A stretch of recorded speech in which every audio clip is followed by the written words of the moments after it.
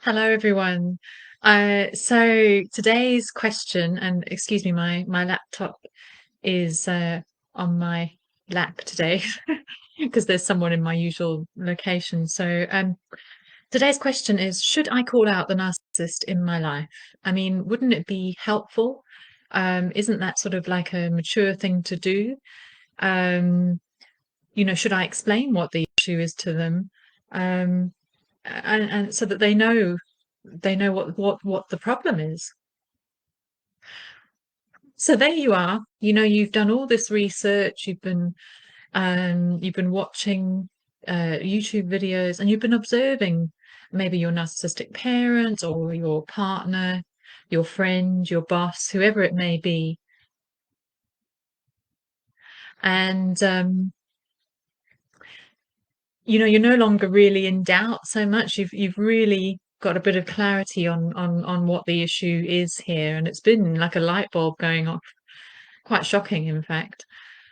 So you think to yourself, well, why don't I just sit down with this person? Why don't we just sit down and really put it all out on the table, have a heart to heart, um, so that we can discuss it openly, and so that there might be a chance here for them to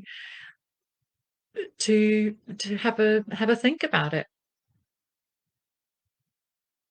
I mean, it is good, isn't it, in relationships to be open and honest, and that is what healthy relationships are all about.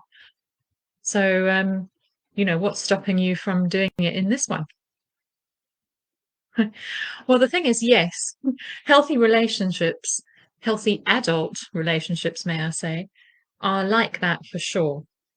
Healthy relationships include being able to grow together, to put things out on the table, to face confrontation, to have conflict, um, but not to sort of be disempowered by it, be able to sort of just each share their own opinion and be able to voice your own thoughts and reflect back on the self, and with the whole sort of focus being on growing together. I mean, that is what a healthy relationship is about. You're both there wanting to grow in intimacy and understanding of the other.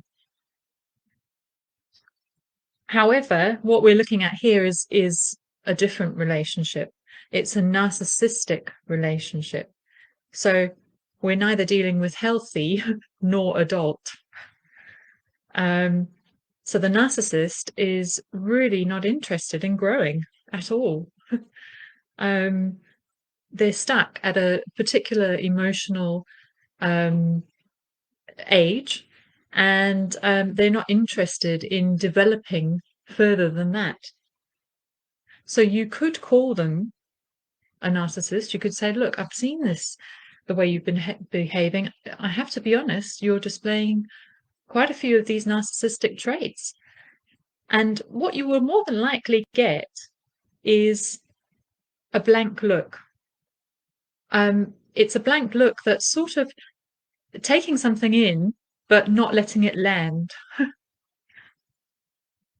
And you see, the problem with being open and honest with a narcissist, be that a parent or a lover, whoever, any slight form of criticism or anything that you suggest in terms of self-reflection is taken as an outright attack.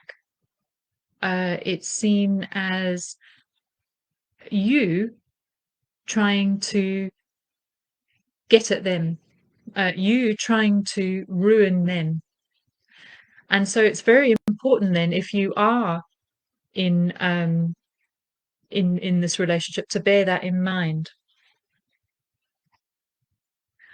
So depending on the extent of the narcissistic person in your life, what will happen is, when you confront them, is that what you're actually doing is you are triggering them. And that's something to really keep in mind. You're going to trigger them, and they're going to respond to you in a defensive way. And there are so many different ways that narcissists do respond in relationships when they're triggered. I'm sure you've probably discovered many of them in your own research, but just to name a few, For example, number one, narcissistic rage. You can almost see that kind of smoldering rage simmering below the surface. This may result in, angry outbursts, slamming of doors, walking out of the room, you name it.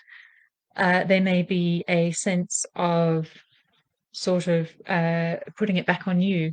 So kind of, oh gosh, who are you to call me this? What about yourself? Or putting it on someone else as well, usually a partner or somebody else in their life. What about this person?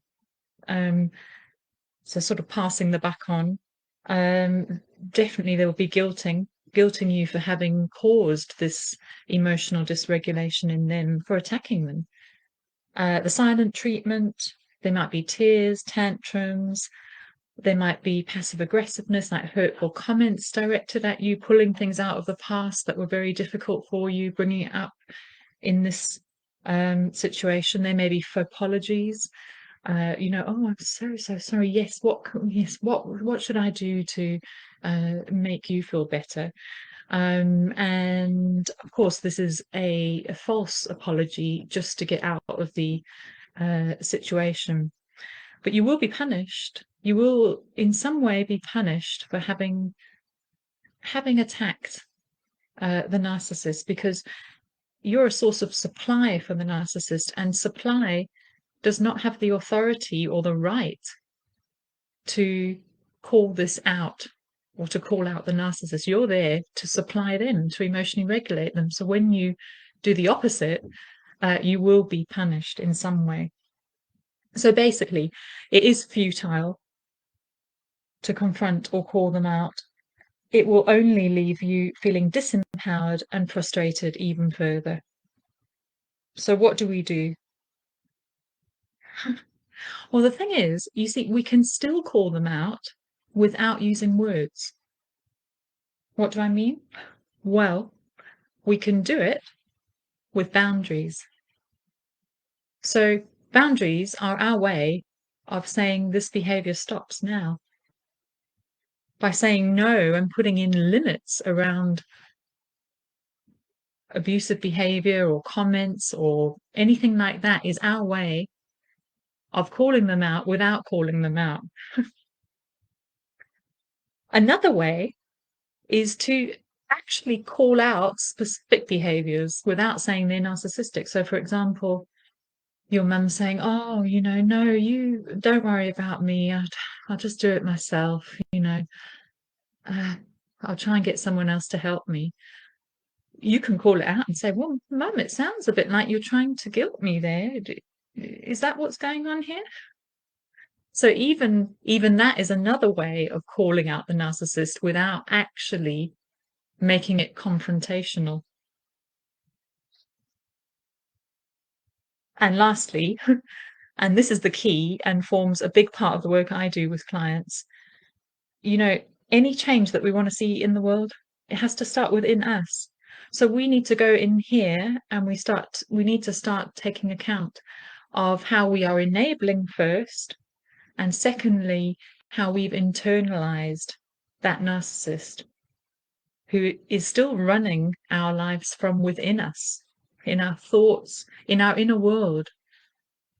So we have to start there and become aware of the manipulative, guilting, critical, inner critic that is within us, because that is the internalized narcissist. That's the voice of the narcissist that you have taken in and sort of allowed to have control of your inner world.